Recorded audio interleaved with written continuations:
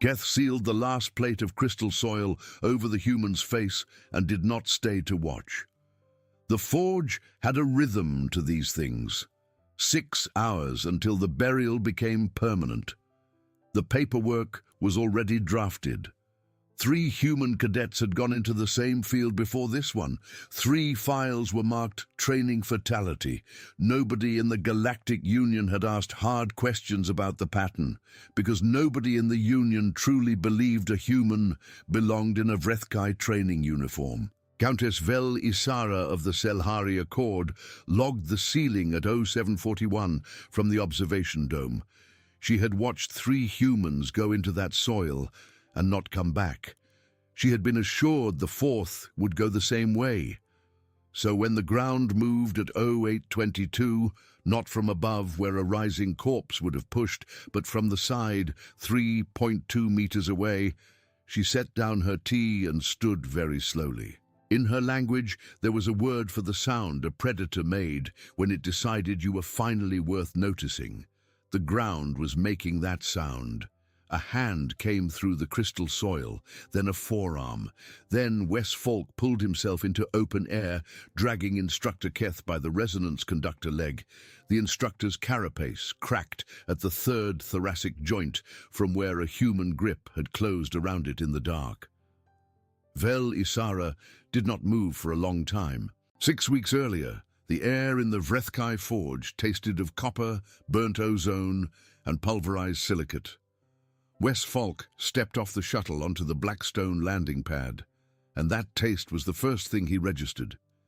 He rolled it around his mouth twice, the way a man tastes a mine before he decides whether it wants to kill him today. Then he shouldered his kit bag and walked toward the intake gate. He was 38 years old. He had spent 20 of those years underground. His hands were the kind of hands that had gripped pneumatic drill handles until the vibration became the shape of the bones. His face was blunt, closed, and gave nothing away. He did not walk fast. He did not walk slow. He walked at the pace of a man who had learned in low-oxygen shafts that hurry was a way to run out of air 10 minutes earlier than the man who kept his breathing flat. The intake officer looked at his file, looked at him, and looked back at his file. The officer's mandibles clacked once in something the translator refused to render. Falk, cadet, human. The words came through the wall-mounted translator in the flat cadence of a machine that had been asked to be polite. Prior occupation, tunnel bore operator, subclass, subsurface extraction. This is a clerical entry? That's the entry, yeah. You understand the forge does not offer a curriculum in mining. That's fine, I'm not here to mine. You are here to be trained. That's the entry. The officer looked at him for another long moment. Wes looked back. Something in the way the human did not blink made the officer decide the conversation had ended. He stamped the entry, filed the badge, and pointed toward the gate. As Wes walked through, the officer added very quietly, in a language that the translator caught only because Wes was still standing close enough to the console, the 17th.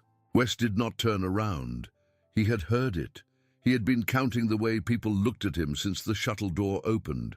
The 17th was some ranking, or some tally, or some countdown, and none of the options were good ones. The dormitory they gave him was a long stone corridor with sleeping niches cut into the wall. The niches were built for the Vrethkai body plan, which meant they were low, wide, and lined with a chitin-friendly composite that felt to Wes's palm like sandpaper glued to a slab of frozen liver. He did not care. He had slept in mine bunks and rock shelves, and a shaft office with a broken heater in a January that had gone down to 60 below. He unrolled his mat, laid out his gear, and pulled from the bottom of his kit bag one long, worn tool that had no business being at a military academy. His father's drill handle. Titanium alloy shaft, machine grip, 32 centimeters, the paint chipped down to bare metal at the choke where his father's hand had lived.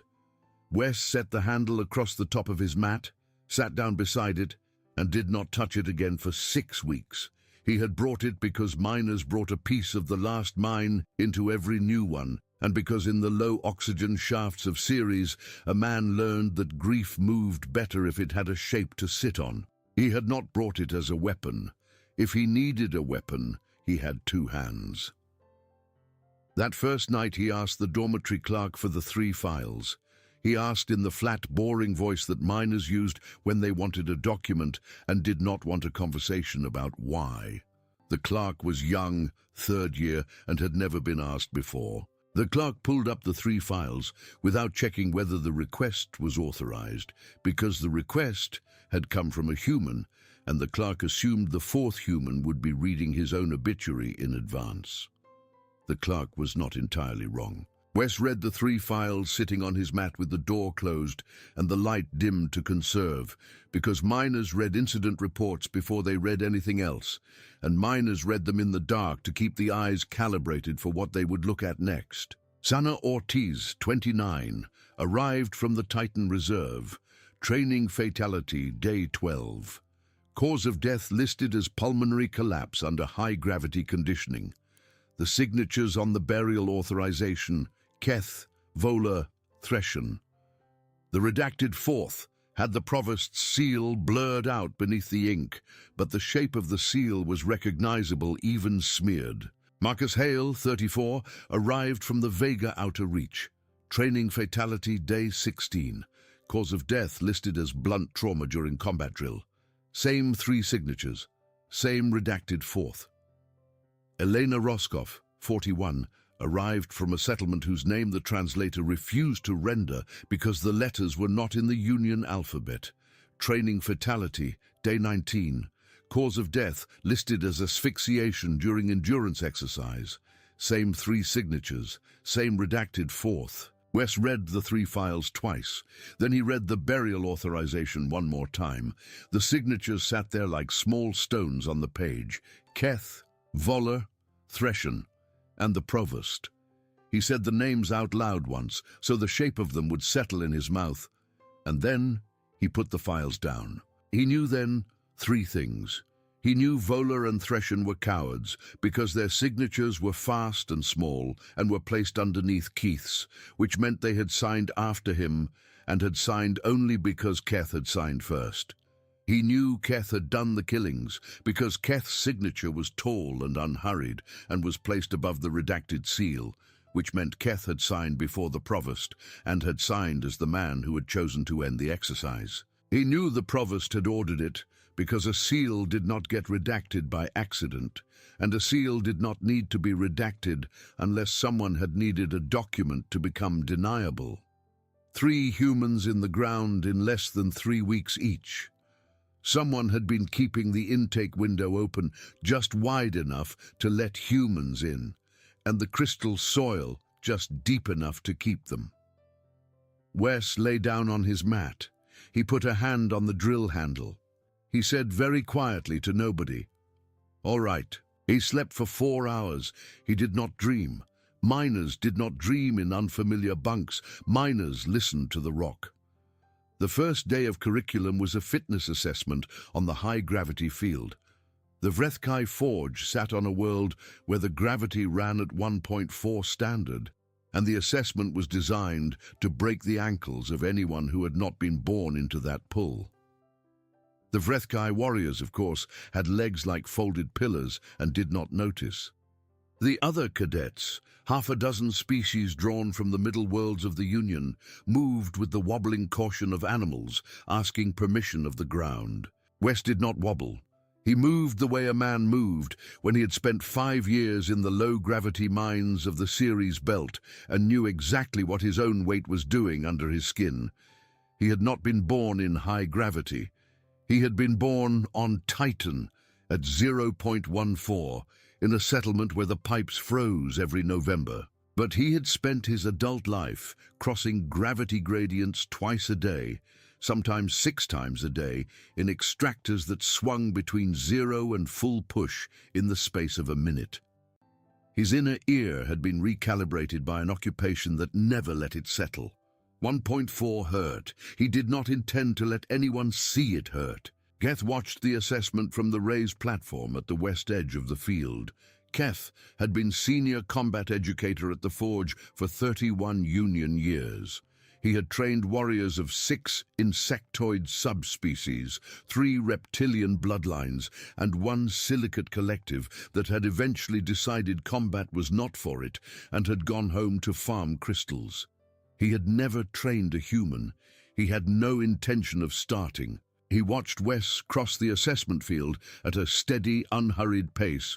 No wobble, no compensation, no visible effort. Keth's mandibles clacked once. Beside him, Instructor Voller said, in the low, resonant hum of the Vrethkai casual channel, "That one moves wrong." "He moves like he was expecting it," Keth said. "Are we accelerating?" "We do not accelerate. We follow the schedule. Day 14. Day 14 for the burial exercise. Day 14 for the burial exercise." Voller was silent. Voller had signed 3 burial authorizations under Keth's signature and did not intend to sign a 4th without confirming that Keth had chosen the day. Voller was, as Wes had already assessed from the shape of a small, hurried signature, a coward. Keth had chosen the day. Voller relaxed. At the end of the assessment, Wes was ranked 11th out of 30, not first, not last, in the middle. He had done it on purpose. Miners did not enter a new shift by advertising what they could carry. They watched the veterans, they measured the load, and they came in at just under average.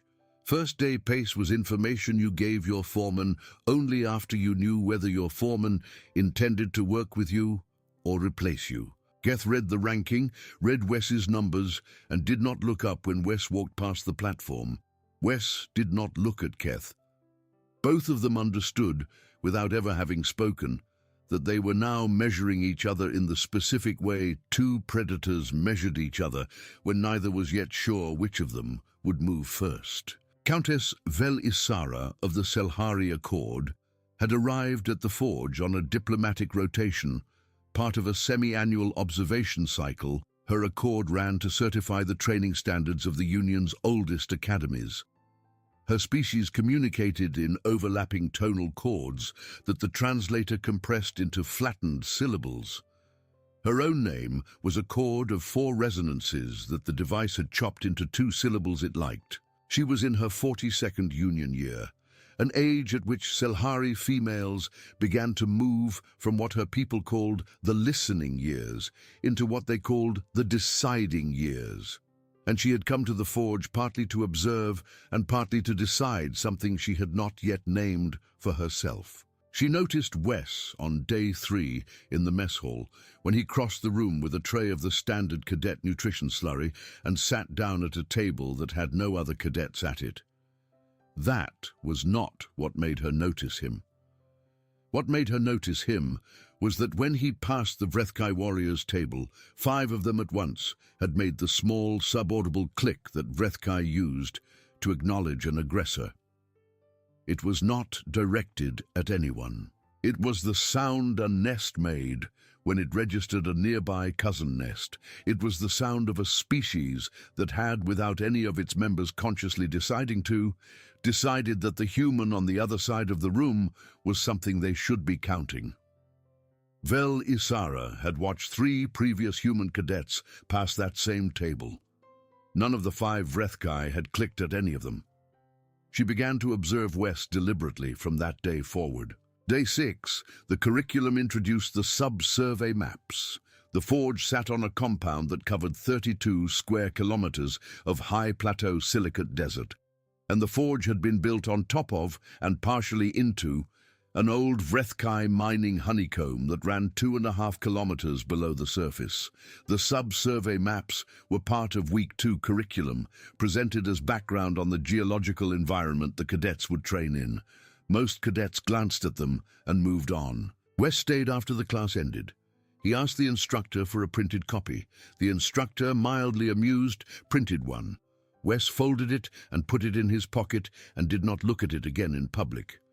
Vel Isara, watching from the balcony above the classroom, noted the sequence in her observation log. That night, Wes memorized the map. He did not memorize it the way a student memorized a map.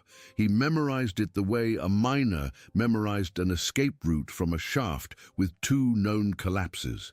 He built the honeycomb in his head as a three-dimensional structure with the compound above it and the crystalline lattice around it, and he committed to memory every abandoned lateral, every collapsed vertical, and every point at which the honeycomb came within 4 meters of the surface. He identified the 3 fields on the compound where an underground approach could be made to a target above ground without breaking any load-bearing rock.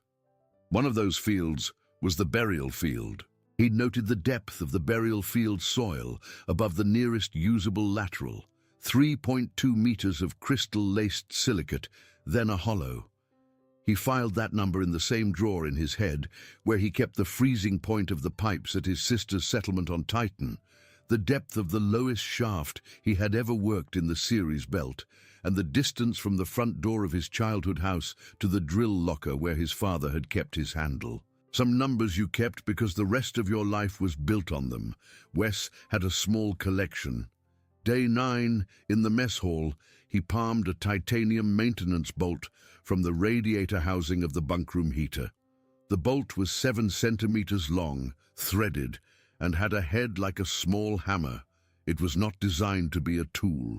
It was designed to hold a plate. But Wes had spent enough time in Ceres to know that a threaded bolt with a hammerhead was a chisel, a lockpick, a rasp, and a knife, depending on what you needed from it in the next 4 minutes. He put the bolt inside the seam of his belt lining and did not touch it again for 5 days. Day 10, Keth called him out for the first time. The exercise was a sparring drill. Hand-to-hand, no weapons, contact permitted. The Vrethkai partner Wes was paired with, a warrior called Threth, was young, aggressive, and had been told by Keth before the drill that the exercise was a demonstration and that the human was to be shown quickly why the forge was not a place for his kind. Threth had a body plan built for melee, 4 grasping limbs, a chitinous forehead ridge designed to crack ribs, and legs that could propel him 3 meters from a standing start. Threth came at Wes fast. Wes did something that later in the sparring review no instructor was able to fully name. He did not block. He did not dodge. He stepped inside the arc of the attack, and he did it late. And when Threth's forehead ridge came through the space where Wes's chest should have been, Wes was already under the ridge with his shoulder against Threth's 4th grasping limb. Threth's momentum carried him past Wes, and Threth, unable to reverse in that gravity in that shorter distance, went down on his ventral plate hard enough that the entire practice field heard the impact. Wes did not follow up. He stepped back. He watched Threth get up. He waited. Threth came again, this time slower, cautious. Wes let him close, let him bring the ridge in, and at the last instant slid 2 inches to the side and put his open palm on the joint where Threth's grasping limb met the thorax. He did not push. He did not strike.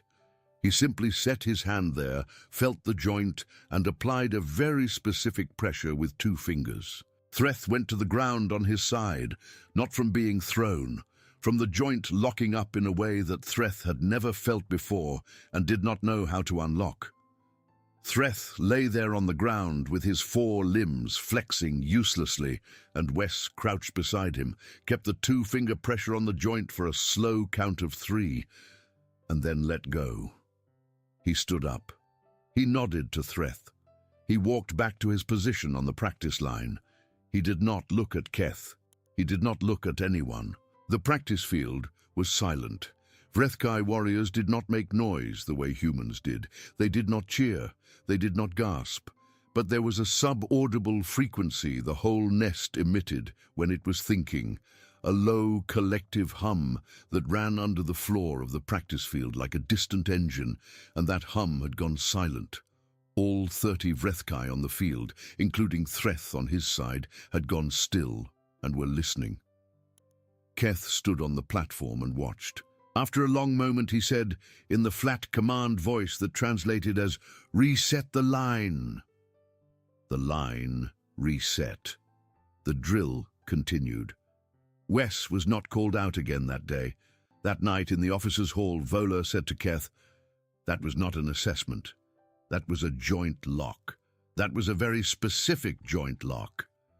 Where would a mining cadet have learned to lock a Vrethkai thoracic joint?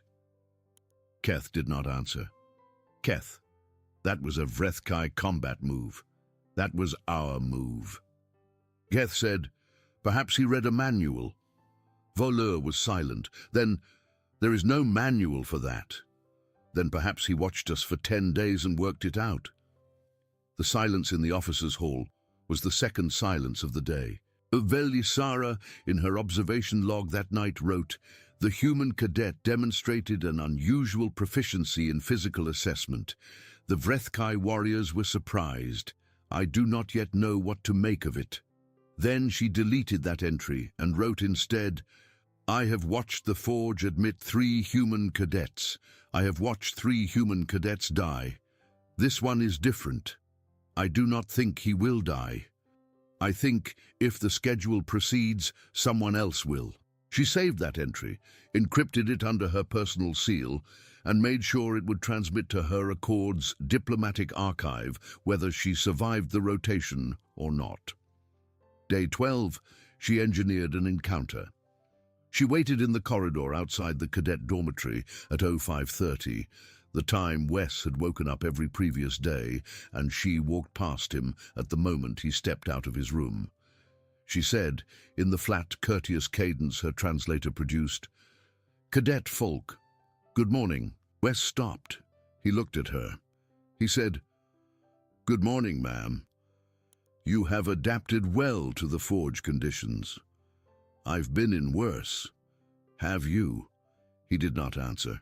She adjusted. May I ask a personal question? Ask. Where does a tunnel bore operator learn to lock a thoracic joint on a species he has never met before? Wes was silent for a long count. Then he said, You watch. You learn. Miners do that. You watched us. I watched everybody. I read the honeycomb. I read the maps. I read the burial authorizations for the 3 before me. Vel Isara's tonal chord went, for a fraction of a second, out of harmony. Her translator caught the shift and rendered it into a small hiccup of syllables. She recovered. She said, You have read those files. First night. You know. I know 3 names on the paper. I know the 4th is redacted. I know who ordered it. You have not moved against him. I have 22 more days of curriculum before the burial exercise. He set the schedule. I'm going to let him keep it. Vel Isara stared at him.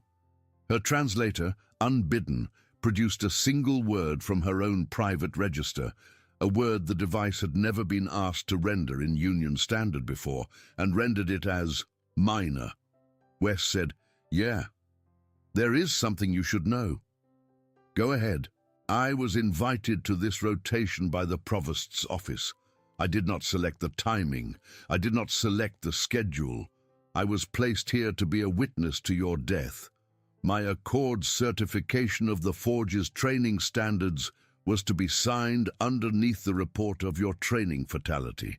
My signature was to be the 4th on your burial authorization.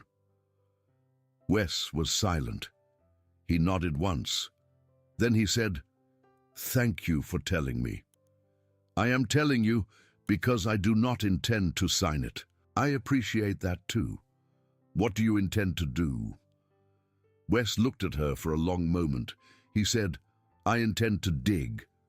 He walked past her. She did not turn.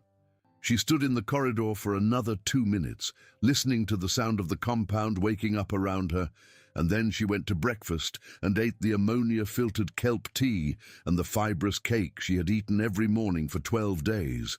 And she made a decision she had been circling for the last of her listening years. Day 14, the burial exercise was called. The morning briefing was held in the field house at 06:30, 12 cadets present, Keth in front of the class. The other instructors, Volur and Threshan, behind him. Velisara in the observation dome above, alone, with a cup of tea she had not touched. Keth explained the exercise. The burial cocoon, he said, was a rite of the Forge's oldest curriculum. It was designed to teach the cadet the metabolic discipline of the dormancy reflex. The cadet was sealed at 2 meters depth in a crystalline soil cocoon and instructed to enter a metabolic rest state for 6 hours. The exercise, Keth said, taught patience, control of the breath, and mastery of fear. He did not mention that Vrethkai were the only species in the Union with a native dormancy reflex. He did not mention that a human without dormancy would asphyxiate somewhere around hour 2 if the human was calm, or somewhere around hour 1 if the human was not. He looked at Wes. He said, "Cadet Falk, you are the demonstration." Wes stood. He did not react. He walked to the front of the class. He listened while Keth explained the sealing procedure. He listened while Volur measured the depth of the plot. He listened while Threshen tested the crystalline soil for compaction. He did not speak. Keth looked at him one more time before the sealing. Keth said, in the private register the two of them had been building all week without either of them acknowledging it, "You may still refuse the exercise." Wes said, "No, sir, I'll do the exercise." "You understand what the exercise is?" "I understand what the exercise is." Keth's mandibles moved once, slowly. He said, "Very well." Wes was placed in the cocoon at 0738. Velisara logged the ceiling at 0741. She did not touch her tea. Her tonal cord was very still, which in a Selhari female was a sound like a bowstring drawn to full tension and held. She had made her decision. She would witness what happened. She would report what she witnessed. If the human came up dead, she would break the forge on the anvil of her signature. If the human came up alive, she would do something worse, though she did not yet know what. At 0742, Wes was in the dark. The crystalline soil pressed against him from every side. The weight of 2 meters of crystal-laced silicate compacted onto his chest and legs. The air pocket around his mouth was the size of 2 cupped hands. He had counted it in his head as he was being sealed. 52 seconds of oxygen at rest breathing. 90 seconds if he took the breath he was going to take slow. He did not take it slow. He took it fast. He needed the oxygen up front, not spread out, because the work he was about to do was going to demand it. The first thing he did was reach into the seam of his belt lining and pull out the titanium bolt. The second thing he did was orient. He closed his eyes, which did not matter in the dark, and he built the honeycomb in his head. The burial field was 3.2 meters above the nearest lateral. The lateral ran north-northeast to south-southwest. If he angled 6 degrees off vertical to the northeast, and if he cut a tube at that angle for 2.8 meters, he would strike the lateral wall at a point where the crystal lattice was thinnest, because he had memorized the map, and he knew where the veins ran. He did not go straight up. Straight up was where they would be waiting. Straight up was 3.2 meters of compacted soil, with Keth's weight standing on the top of it. Straight up was a coffin. He went sideways. He drove the bolt into the crystal soil at his right shoulder, and he turned it, and he felt the lattice give way in the small pop that a miner's ear knew as the sound of a friable vein. He worked the bolt in a slow, steady spiral, breaking the lattice grain by grain, packing the loose crystal into the space he had already cleared behind him. The technique was called sideways displacement in the series belt. It was how you got out of a collapsed shaft when the roof was too heavy to lift and the walls were too soft to punch through. You did not try to go up. You did not try to go through. You went diagonally, and you took the roof with you slowly, 1 grain of soil at a time. His blood oxygen fell. He felt it. Miners felt it. He kept the breathing flat and slow, no faster than 4 breaths a minute, and he kept the bolt turning. His right hand cramped. He switched to the left. His left palm split against a shard of crystal. He kept turning. The tunnel behind him filled with the displaced soil, packed as tight as the wall in front of him. At the 30-minute mark, he estimated he had cleared 2.1 meters. He was inside the vein now, and the crystal was thinner. He drove harder. The bolt turned faster. His breathing had dropped to 3 a minute, and he was seeing small green flashes at the edge of his vision that were not real. He knew the flashes. He knew what came after them if he did not get to open air in the next 10 minutes. He struck the lateral at the 37-minute mark. The last half-meter of the tunnel he did not carve. He drove his fist through it. The soil gave way, and the lateral opened up in front of him, and the pressure differential pulled his ears with a small pop, and he crawled out into the lateral and breathed for the first time in 22 minutes. The lateral was dark. It was empty. It ran east-west, and it was old, and the air in it was thin but breathable. Wes lay on the floor of it for 30 seconds and let the oxygen come back. The green flashes went. His hands hurt. His right hand had 2 cracked fingers from the last punch through the lattice. His left palm was open from wrist to base of thumb, and it was bleeding onto the crystal floor. He got up. He oriented. The lateral ran under the burial field for another 60 meters, and there was a vertical shaft 20 meters east of him that came within 4 meters of the surface. Above that vertical shaft, at ground level, was the exact spot where Instructor Cadet was currently standing. Wes climbed the vertical shaft. He climbed it with the 2 cracked fingers and the open palm and the bolt held between his teeth. He climbed it in the dark, by feel. When he reached the top of the shaft, he braced himself against the walls, and he listened for Keth's footfalls. Vrethkai feet vibrated at a very specific frequency when they walked across crystalline surfaces. Wes had measured that frequency in the mess hall by watching them walk across the metal grating and counting the ticks per second in his head.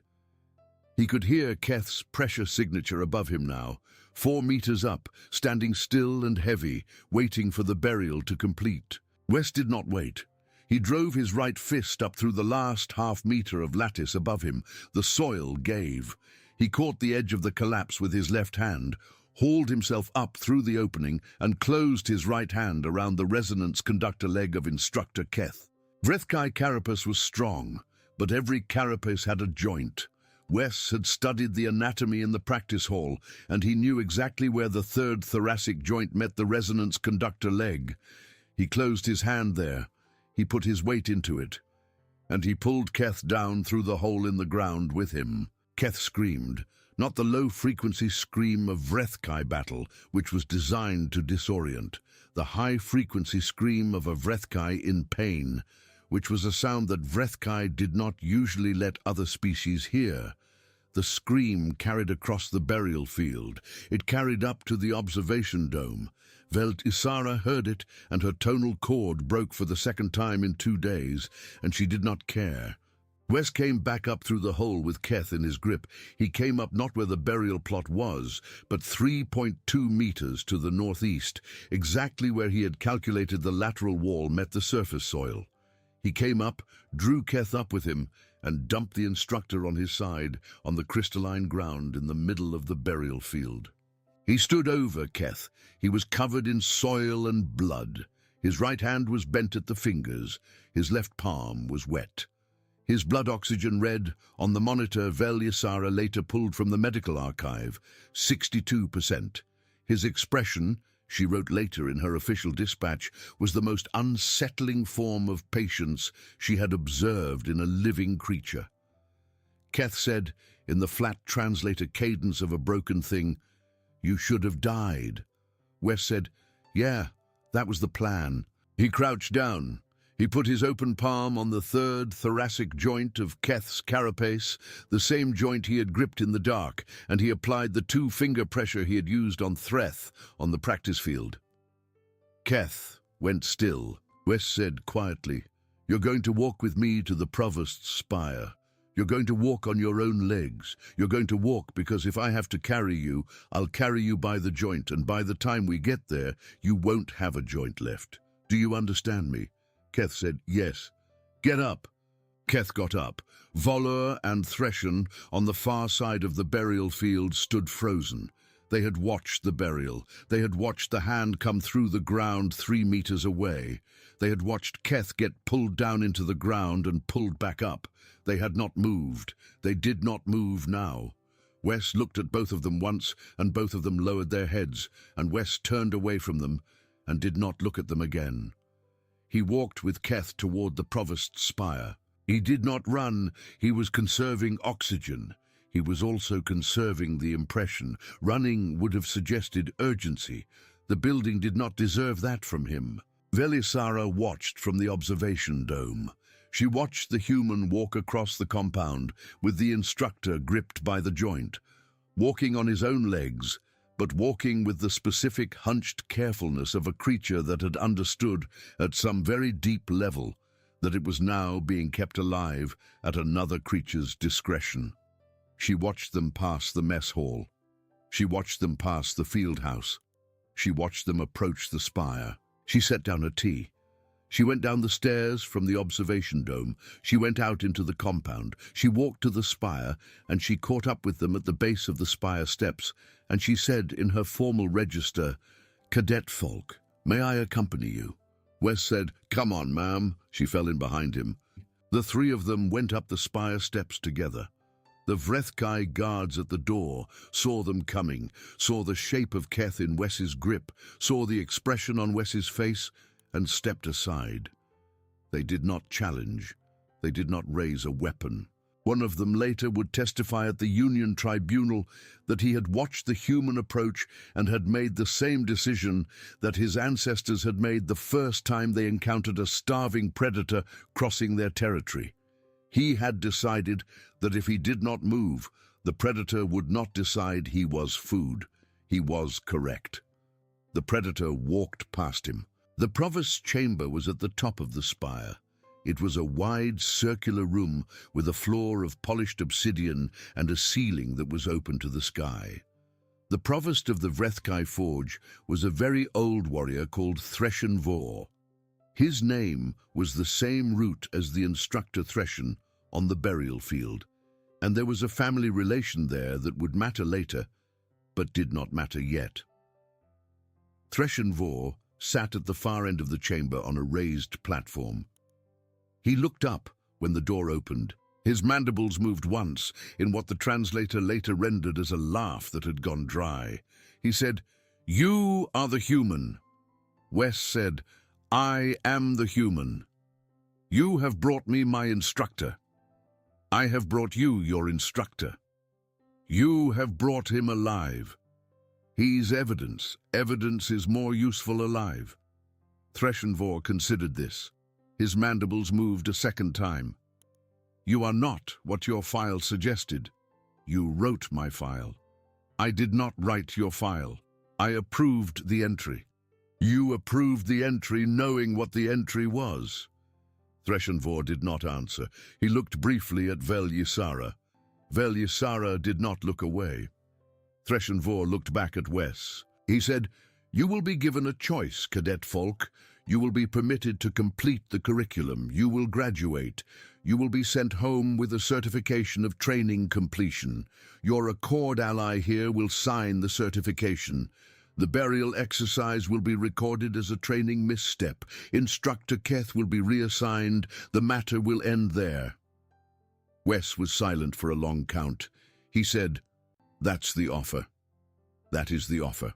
That was the offer you made to Ortiz, wasn't it? Before you decided to bury her instead." Threshen Vor's mandibles went still. "Hale, too, and Roscoff. You offered all three of them a certification. All three of them refused.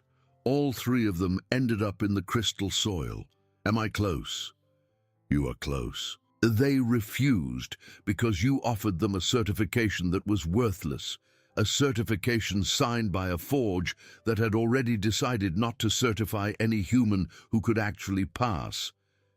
The certification would have been a piece of paper the Union would have used to say, 'We have trained humans, and the humans were mediocre, and therefore we do not need to train anymore.' Am I close on that too?" "You are close. So that's the offer. I take the paper, I go home. I get held up as the example of the human who couldn't cut it, and you keep burying the ones who could." Threshen Vor said, "It is not personal, Cadet Folk. It is policy. It's policy dressed as fear.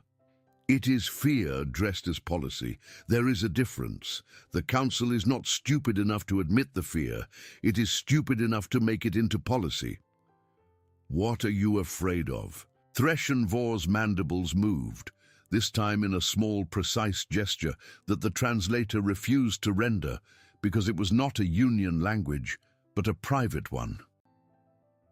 We are afraid, Cadet folk, of what your species becomes when it is trained. We have watched you for 90 years. We have watched what your untrained volunteers did in the Second Meridian War. We have watched what your industrial workers do to crystalline substrate in the low oxygen shafts of the Ceres belt. We have watched what your peacekeepers do when they are outnumbered. We have watched what you do when we ask you to stop. And we have come to a very careful conclusion. If we train you, you will become the most dangerous soldiers in the galaxy inside of 1 generation. If we do not train you, you will become the most dangerous soldiers in the galaxy inside of 3. We chose the longer horizon. Wes said, you chose to murder cadets. We chose to slow you down by burying 3 of them alive. Yes. Wes looked at him for a long time. He said, how many species have you done this to? Threshenvor was silent. Wes said, how many? 7. Say the names. That is not necessary. Say the names. Threshenvor said the names. 7 species over the last 240 Union years. 7 programs of intake and burial. 7 quiet campaigns of what Threshenvor called policy and what everyone else in the room called murder. Wes did not react to any of the names. He was memorizing.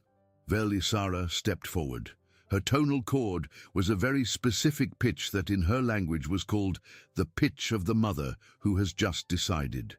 She said, Provost Threshenvor, you have said these words in the presence of a Selhari Accord representative. You are aware that I am recording. Threshenvor said, I am aware. I have decided I do not care. You will not leave the spire, Countess, nor will Cadet Folk. The door at the far end of the chamber opened. 12 Vrethkai warriors filed in. They were not cadets. They were the Provost's personal guard, the oldest and largest warriors in the forge, and each of them carried the resonance blade that Vrethkai used only for ceremony and murder. They arrayed themselves in a half-circle around Wes, Velisara, and Keth.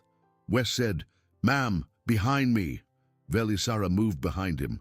Wes still had Keth by the joint. He did not let go.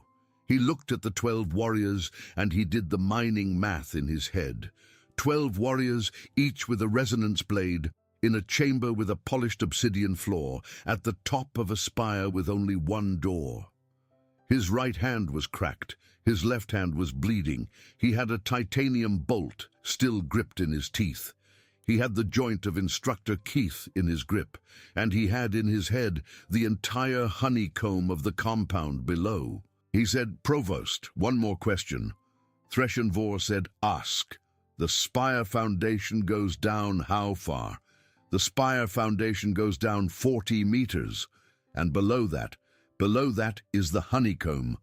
How deep is the honeycomb underneath us? Threshenvor said slowly, The honeycomb runs directly below the spire, at a depth of 44 meters. There is a lateral vein at that depth that runs east-west across the compound. Why are you asking me this? Wes said, Because I've been standing on it for 2 minutes, and I wanted to make sure I was standing on the right vein. He let go of Keith's joint. Keth dropped to his knees. Wes drove his heel down onto the obsidian floor at a very specific angle, a heel strike that a miner used to test a face for fracture depth, and the obsidian rang. It rang. Threshenvor's mandibles went still. Wes said, Ma'am, come here.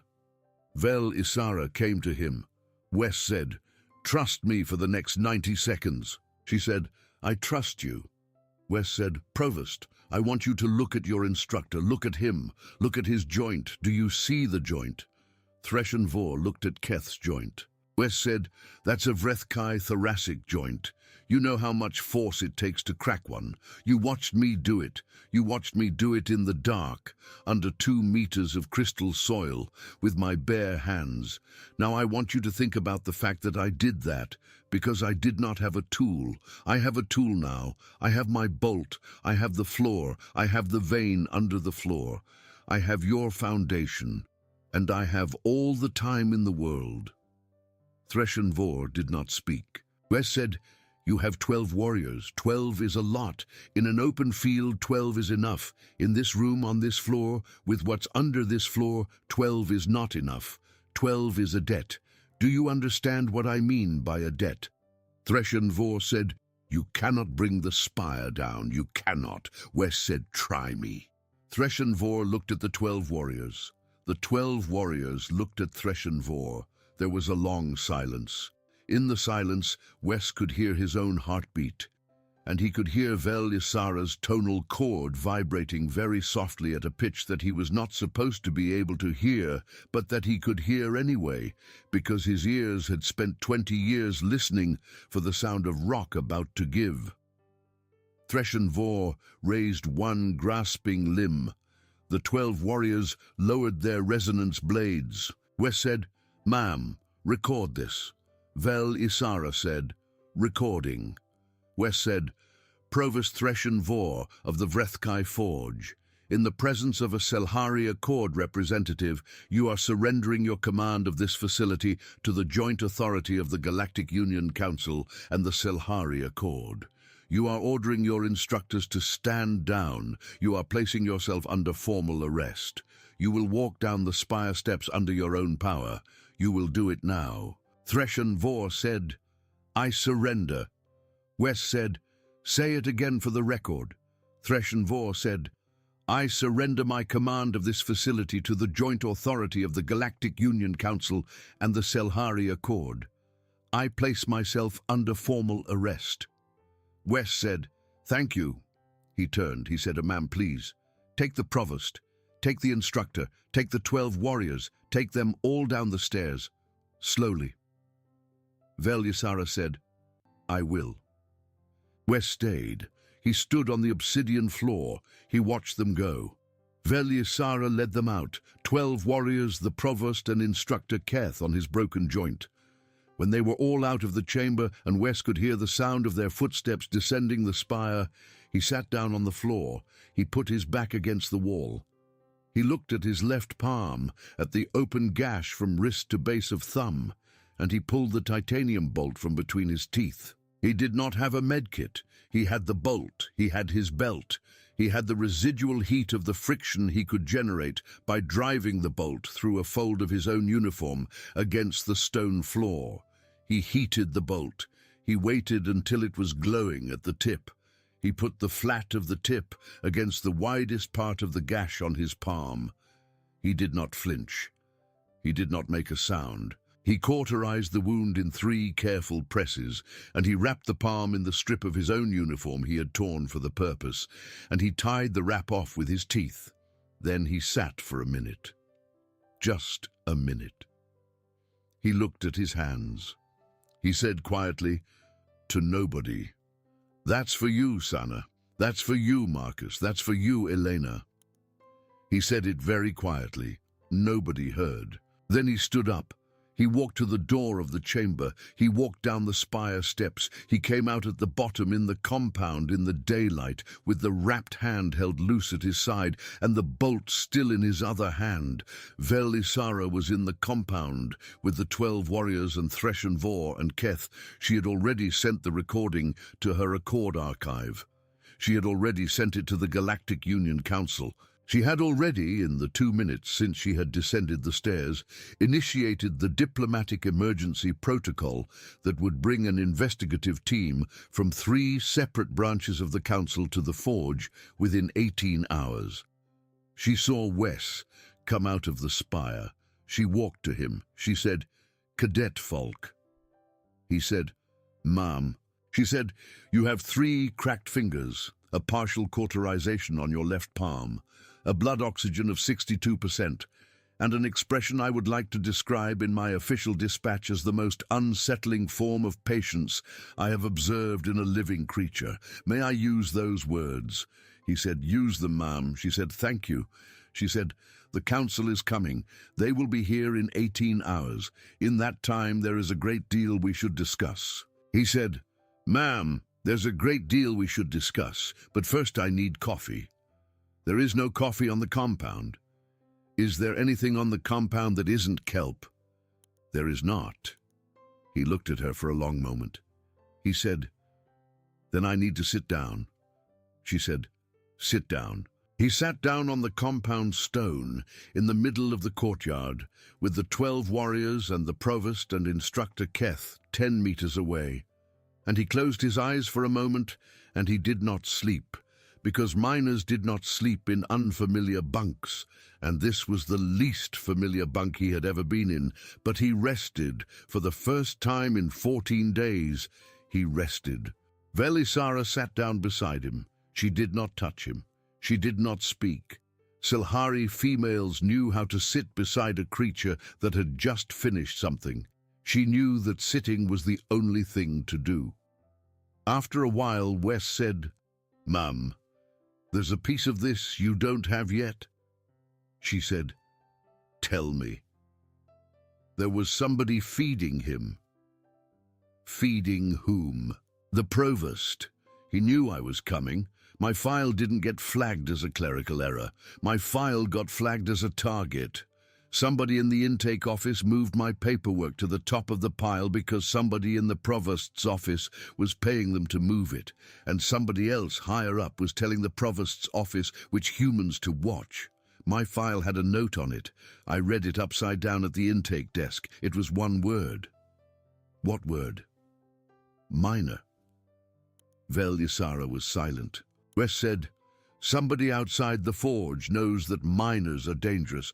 Somebody outside the forge has been telling the provost's office to pick the miners specifically and bury them specifically. Ortiz was a mining engineer on Titan before she was in the reserve. Hale worked deep shaft on Vega. Roscoff ran a rock crew in the outer colonies. All 3 were miners. So am I. Somebody knew. Somebody knew that miners get out." Velisara said, "Someone on my staff. Someone in your delegation, or someone with access to your delegation. You would know better than me." Velisara said, in the flat register that her translator used when she was speaking not to Wes, but to herself, "I have a deputy. Her name in the translator is Nell. In my language, her name is a cord, that means she who counts the eggs. She has been with me for 8 years. She was recommended to me by the provost's office." Wes said, "Ma'am, I'm sorry."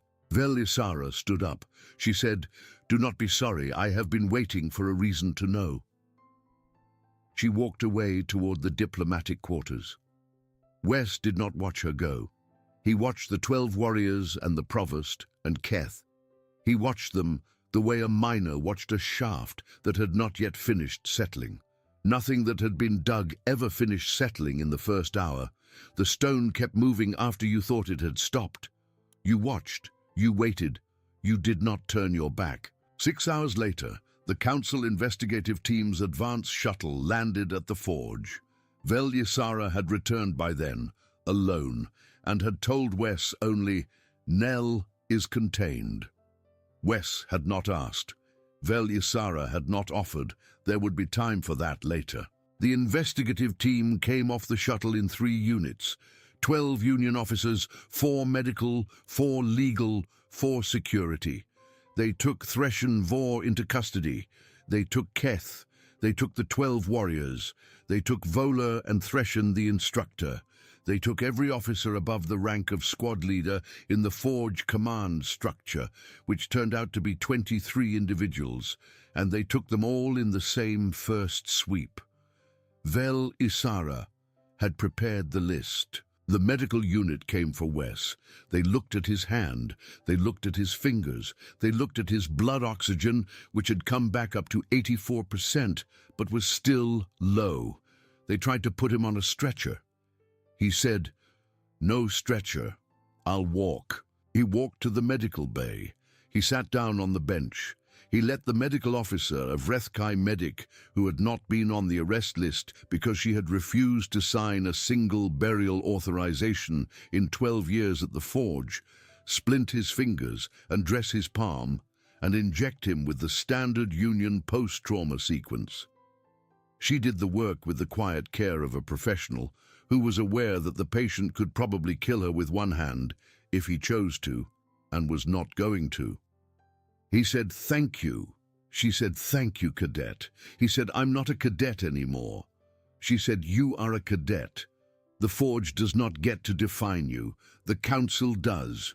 And the council is going to define you as something else in about 36 hours. He said, "What?" She said, "I do not know, but it will not be Cadet." He slept for 8 hours on the medical bench. It was the first time he had slept for 8 hours since he had left Titan. In the 8 hours he was asleep, 3 things happened. The first thing was that the council's forensic unit exhumed the plot where the burial exercise had been conducted and mapped the tunnel Wes had carved through it. They measured the angle at 6 degrees off vertical northeast. They measured the length at 2.8 meters. They measured the diameter, which averaged 42 centimeters, just wide enough for a human of Wes's build to draw his shoulders through. They measured the compaction of the displaced soil behind the tunnel, and they concluded that Wes had, in 40 minutes, and with 2 cracked fingers and an open palm and a titanium bolt, moved through and compacted approximately 400 kilograms of crystal-laced silicate soil. The forensic report noted, in the tone of a document that was trying very hard to sound clinical, that this was a rate of soil displacement approximately 6 times higher than the previous highest recorded rate of soil displacement by a solo excavator in Union history. The second thing was that the council's records unit pulled Wes's series belt work history. They pulled it not from the forge's file, which had been sanitized, but from the original Mining Consortium archives on Ceres. And they found, in the archives, a work history that had been quietly buried by the provost's office during the intake process. Wesley Falk, 20 years, Ceres belt subsurface extraction, rank at retirement, master extractor. Certifications: cascade collapse response, low oxygen extraction, emergency shaft entry, subsurface search and recovery. Incident log: 47 collapse rescues, 62 crush extractions, 112 buried crew recoveries, 12 mass casualty responses.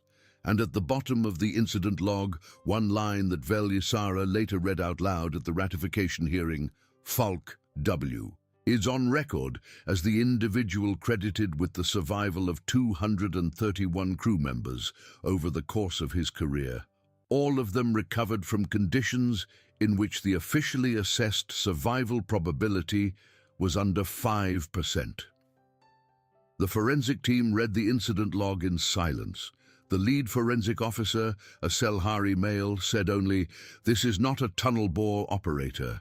This is what a tunnel bore operator becomes when nobody dies on his watch for 20 years. The third thing that happened while Wes was asleep was that Velisara sat in the diplomatic quarters and wrote a formal accord recognition of humanity as a full military partner species. She wrote it in her own hand, in her formal register, and she cited 3 cases in support of the recognition. She cited the burial exercise. She cited the dossier. She cited the confrontation in the provost's chamber. She wrote the recognition slowly, taking the whole 8 hours because she wanted every word to be correct. She wanted every word to survive the political fire she knew would come from the Vrethkai bloc when they read it. She wanted the recognition to be the kind of document that no future provost could ever redact. When Wes woke up on the medical bench, Velisara was standing in the doorway. She said, "Cadet Falk." He said, "Ma'am." She said, "The council would like to speak with you. Are you fit to walk?" He said, "Yes." He walked with her to the council chamber, which had been set up in the field house because the field house was the only room in the compound large enough to hold the full investigative team, plus the Vrethkai officers, plus the diplomatic corps, plus the medical corps, plus the press pool that had begun to arrive on the second council shuttle. There were about 200 beings in the room. Wes had never spoken in front of 200 beings in his life. He walked to the front of the chamber, stood behind the small speaking platform, and waited to be addressed. The lead councillor, a Selhari female called Tan Miraya, who was Velisara's third cousin, and also the Selhari Accord's oldest sitting judge, said, "Cadet Falk, you are aware of the events of the last 36 hours. He said, "Yes, ma'am." "You are aware that Provost Threshenvor and Instructor Keth have both entered formal confession?" "Yes, ma'am." "You are aware that the confessions extend to a policy of covert lethal intake spanning 7 species over 240 years?" "Yes, ma'am."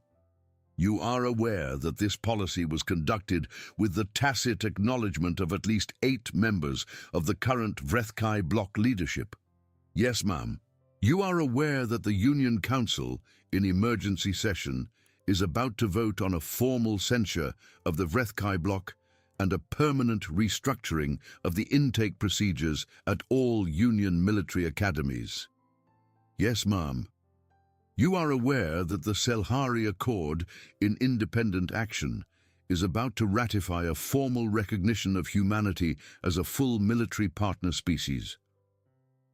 "Yes, ma'am." "You are aware that the 2 votes will happen within the next 4 hours?" "Yes, ma'am." Tan Miraya was silent for a moment. Then she said, "Cadet Falk, what do you want?" Wes was silent for a long count. He said, "I want the 3 names on the burial authorizations of Ortiz, Hale, and Roscoff to be read into the record as murder victims. I want their families to be notified with the truth. I want their bodies exhumed and returned home. I want the settlements they came from to be told what happened, so that any miner on those worlds who is thinking about the Forge understands what the Forge used to be." Tan Miraya said, "Done. I want the Provost to answer for those 3, not just for me. My family already knew where I was. My family already knew what could happen. Those 3 families didn't. Done. And I want to go home. You are permitted to go home. When? When you choose. Today. Today." Wes nodded. He said, "Thank you, ma'am." He stepped down from the speaking platform. There was a long silence in the room.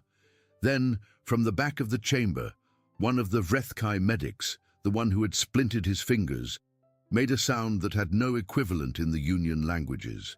It was a slow, low, sub-audible chord, and it was the sound that a Vrethkai nest made when it acknowledged that a warrior had earned a name. 2 other Vrethkai in the room joined the chord, then 5, then 30.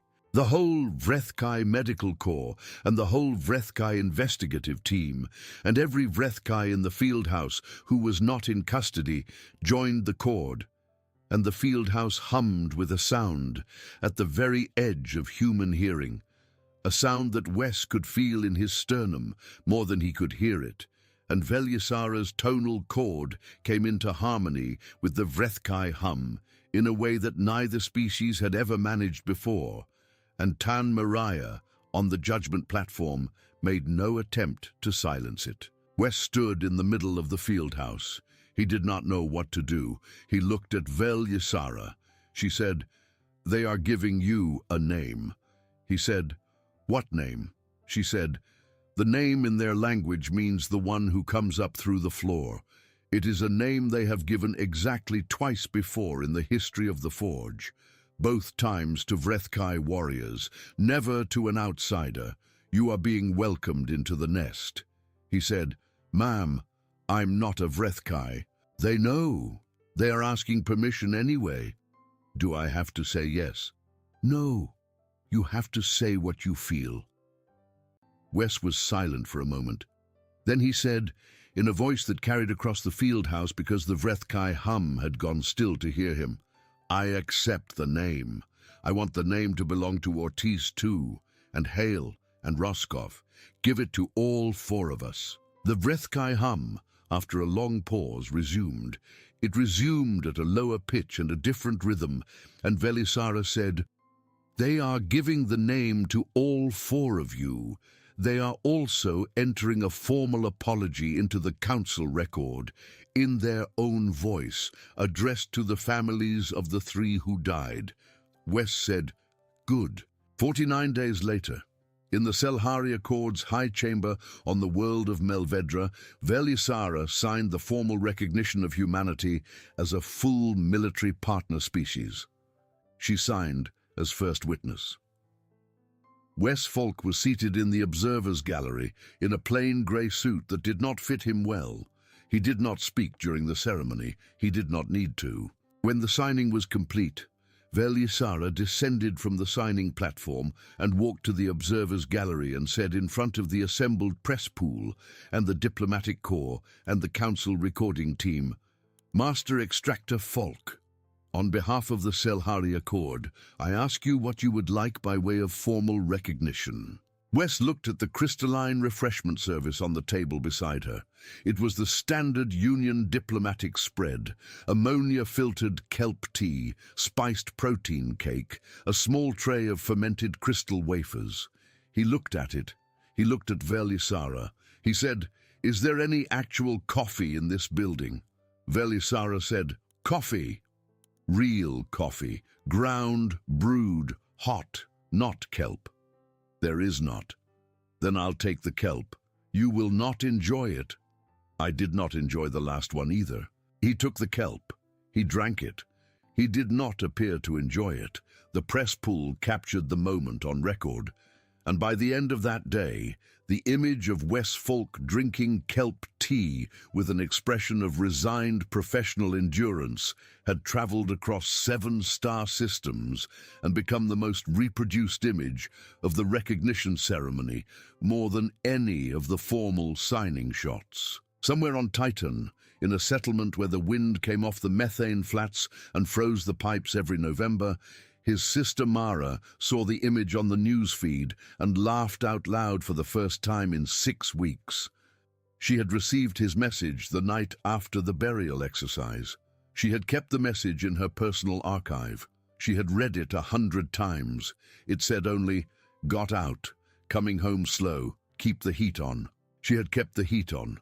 She had also, on the day the news feed carried the image of him drinking the kelp, walked out to the drill shed behind their house and taken down from the wall the second of their father's drill handles. The pair, the one Wes had brought to the forge, had been the shorter, older of the two. The one on the wall was the longer, newer one. Their father had used both, one in each hand, on the days when the shaft ran deep and the rock ran hard. Mara took the second handle down and set it on the kitchen table. When Wes came home, 3 months later, he sat down at that kitchen table and looked at the handle. He did not touch it. He said, "You want me to work again?" She said, "No, I want you to know I kept it." He said, "Thank you." They did not talk about the forge for a long time. They did not need to. Mara had read every council transcript. She had read Velisara's dispatch. She had read the forensic tunnel report. She had read the names of Sana Ortiz and Marcus Hale and Elena Roscoff, which were now in the public record, with a small notation next to each name that read, in the formal union register, "Murdered under color of training." She had visited all 3 families in the last 3 months. She had told them what she knew. She had listened when they told her what they had lost. Wes had asked her before he left the forge to do that in his place, because he was not sure he was going to be ready to sit across from another mother for a while. Mara had said yes. Mara had done it. She was the older sister.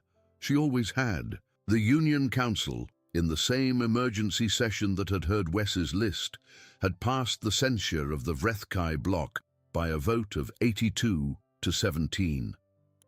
The 17 were the Vrethkai delegation and their allies. The 82 were everyone else, including 3 species who had been on the list of 7 that Threshen Vor had named in the Spire Chamber. The censure carried a mandatory restructuring of intake procedures at all Union military academies, a permanent independent oversight panel with Selhari Accord chairmanship, and a formal apology to the families of every cadet whose file had been marked training fatality in the last 240 years across all 7 species. The apology named every cadet, all 412 of them. Wes was not surprised by the number. Miners were never surprised by numbers. They were just glad when someone finally counted. Threshen Vor was tried and convicted on 412 counts of murder. He was sentenced to permanent removal from Union public life, which in Vrethkai jurisprudence meant that his name was struck from the Nest records and that he was, in a very specific and irreversible way, no longer a person. He lived out the rest of his life in a Union holding facility. He was fed. He was housed. He was ignored. Vrethkai understood that being ignored by the Nest was worse than being killed. Wes, when he was told of the sentence, said only, "That's their business, not mine." He meant it. He did not need Threshen Vor to suffer. He needed Threshen Vor to no longer be in the position to bury anyone else. Instructor Keith was tried separately. Keth pleaded guilty on all 3 counts of murder for Ortiz, Hale, and Roscoff, and refused to plead on the attempted murder count for Wes, on the grounds that Wes had, in Keth's phrase at the trial, declined to be murdered. The council accepted the phrasing. Keth was sentenced to Nest removal as well, and additionally to a public reading of his confession into every training curriculum at every Union academy for the next 50 years, so that every cadet at every academy would hear, in Keth's own voice, what he had done and why. Keth did not resist the reading. Keth at the sentencing said only, "I will read it. I want it to be read." Nell Velisara's deputy was tried by the Selhari Accord. She confessed. She had been feeding the provost's office information about likely minor intake candidates for 6 years. She had been paid in political currency, not credit. She had been promised, in exchange for her cooperation, a seat on the Accord's High Council when Velisara's rotation ended. She had believed the promise. She had been wrong. Velisara herself signed Nell's sentencing document. Nell was, in Selhari tradition, exiled to a private moon where she would live out her natural life in comfortable, meaningful isolation, tending crystal orchards, forbidden from ever again speaking with another Selhari without observation. Nell accepted the sentence. She wrote Velisara 1 letter before she left for the moon.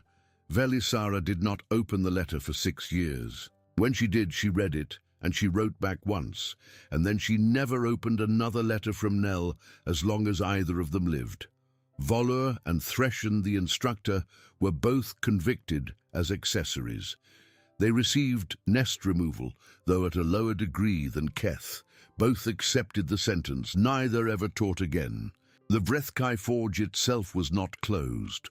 Wes had asked that it not be closed. He had made the request in his own voice on the 4th day of the council session in a written statement that Vel Isara had read into the record because he had refused to speak in front of the assembled press pool a second time. The statement said, "The Forge trained the 3 cadets who died. The Forge also trained the medic who patched me up, who spent 12 years refusing to sign a burial authorization. The Forge is not the problem. The people who ran the Forge were the problem. Replace the people. Keep the Forge. Let it train who it is supposed to train." The council agreed. The Forge was restructured. New leadership was installed under Selhari Accord oversight. Human cadets began arriving in numbers, and the numbers grew every year. By Wes's 5th year home, the Forge had graduated 74 humans and buried none of them. By his 10th year home, the number was 312, and the forge had become, in the specific language of a Union cultural monitor, the academy that humans go to when they want to learn how the galaxy fights, and the academy that everyone else goes to when they want to learn how humans fight. Wes did not go back to the forge. He was invited once a year, every year, for the graduation ceremony. He declined every invitation politely. He said only, in the reply he sent each year, "I've done my part. Let the next ones do theirs." Mara told him he was being stubborn. He said, "That's the point." He worked, in the years after the forge, as a consulting extractor for the Union's Rescue Corps, coordinating cascade collapse response across the outer colonies. He was good at the job. He was very good at the job. He was, over the 15 years he did the job, credited with the survival of another 642 crew members, most of them in situations that had been officially assessed as unsurvivable. Velisara, who kept track, once wrote in a private letter to Tan Mariah, "The most dangerous soldier in the galaxy has spent the last 15 years of his life refusing to be one and saving lives instead." I believe this is what the Vrethkai were afraid of. They were wrong about what he would do with the power, but they were right that he had it. He will die of old age in a mining settlement on Titan, and the day he dies, my Accord will lower its flag, and the Forge will lower its flag, and every mine in the Ceres Belt will lower its flag, and everyone in the galaxy who knew his name will feel correctly that a very large thing has left the room. That was Velisara's private letter. She was correct about most of it. She was slightly wrong about the timing. Wes did not die on Titan. He died on Titan Reserve Station 3 in the medical bay at the age of 69 of a heart complication that he had earned through 20 years of low oxygen work in his youth and 40 years of refusing to slow down in his middle age. He died with Mara at his side. His last words were addressed to her. They were, according to the medical officer on duty who logged the moment for the family, spoken in the flat, steady voice of a man who had made his peace with the shape of the room. They were, "Keep the heat on." Mara kept the heat on. She kept the heat on until her own death 11 years later. The pipes never froze again. The second drill handle, the longer one, sat on the mantel in the settlement house until the settlement itself was abandoned in the great Titan consolidation of the 2nd century after the recognition, and then the drill handle was taken by a Union curator to the Council Museum on Melvedra, where it sits today in a case labeled in 7 languages, "The tool of the miner who came up through the floor." The case has no plaque explaining the phrase. Everyone who visits already knows. On the day of the recognition ceremony at the Selhari Accord's High Chamber, 49 days after the burial exercise, Wes had one more conversation with Velisara before he went home. They walked together in the courtyard outside the High Chamber. The Melvedran sun was low and orange. Velisara said, "May I ask a question?" He said, "Ask." "Why did you go to the forge?" He was silent for a long time. He said, "My sister has a settlement on Titan. She's a school teacher. She teaches kids. The kids graduate. Some of them go to Ceres and mine. Some of them go into the peacekeeping corps. Some of them go to the outer colonies. Some of them come home. In the last 5 years, 3 of her kids applied to Union military academies. All 3 of them were told to try the forge. All 3 of them got their applications sent back with the word declined stamped on them and no explanation. My sister asked me why. I looked into it. I found out about Ortiz and Hale and Roscoff, and I found out what was going on. I applied. I went. I did what I did. I came home." Velisara said, "So you did it for the kids. I did it because somebody had to." "That is not the same answer." "It's the answer I have." She was silent for a while, then she said, "There is one more question." "Ask it." "The day of the burial, you had 40 minutes of oxygen. You spent the entire 40 minutes carving a tunnel. You could have carved the tunnel to the surface directly. You would have come up in 20. You chose to carve it at an angle, 3.2 meters sideways, so you would come up next to Keth instead of under him. Why? Wes said, because if I came up under him, I'd have killed him. And if I killed him, the council never hears the confession. And if the council never hears the confession, the provost stays. And if the provost stays, the next miner in that field dies. So I took the angle. I took the extra 20 minutes. I took the 2 cracked fingers, and I brought him up alive. Vel Ysara looked at him for a long moment. She said, "You are a very stubborn creature, Master Extractor Folk." He said, "Ma'am, that's the point." They walked the rest of the courtyard in silence. At the shuttle pad, Vel Ysara said, "One more thing." He said, "Ma'am, the drill handle, your father's. You never used it at the forge. Why did you bring it?" Wes stopped. He looked at the shuttle. He looked at Vel Ysara. He said, "Because miners bring a piece of the last mine into the next one, because grief moves better if it has a shape to sit on, because my father dug his whole life, and he taught me, and I wanted him with me at the forge, but not as a weapon. He wasn't a weapon. He was a father. I brought him because he was mine, and I left him under the bunk because I didn't need him to swing. I needed him to sit."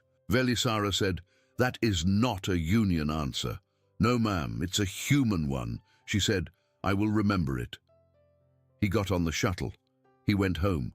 He kept the heat on until she did not need him to anymore. And then he went to the outer colonies and did the work.